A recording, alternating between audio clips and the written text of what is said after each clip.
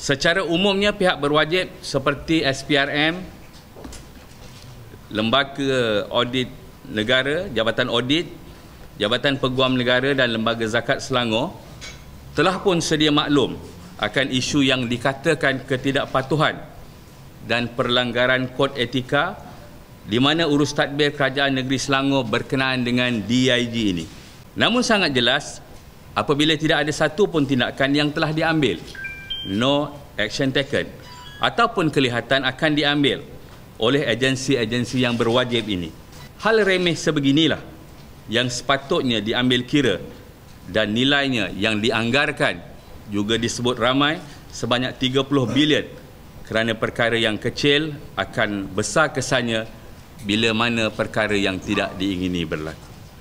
Sehingga ke hari ini amat jelas sekali kita lihat sekiranya ketidakpatuhan dilakukan oleh kerajaan pusat ataupun kepimpinan Barisan Nasional, sepantas kilat komen pihak yang berwajib akan kita dengari.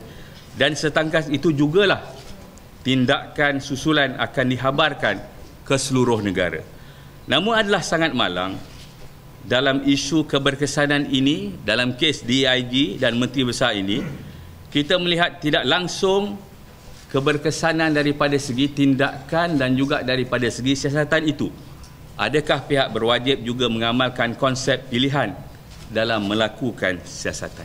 Sudah sampai masanya Yang Amat Berhormat Menteri Besar menjelaskan kepada rakyat, seterusnya menafikan akan wujudnya bukti yang jelas, menampakkan sesi penyerahan mock check daripada DIG kepada Lembaga Zakat Selangor dengan kehadiran Duli Yang Maha Mulia Sultan Selangor. Hal ini perlu dijelaskan oleh Yang Amat Berhormat Menteri Besar secara terbuka, memandangkan ia melibatkan pihak istana secara langsung yang secara suci hati menerima sumbangan daripada pihak DIG.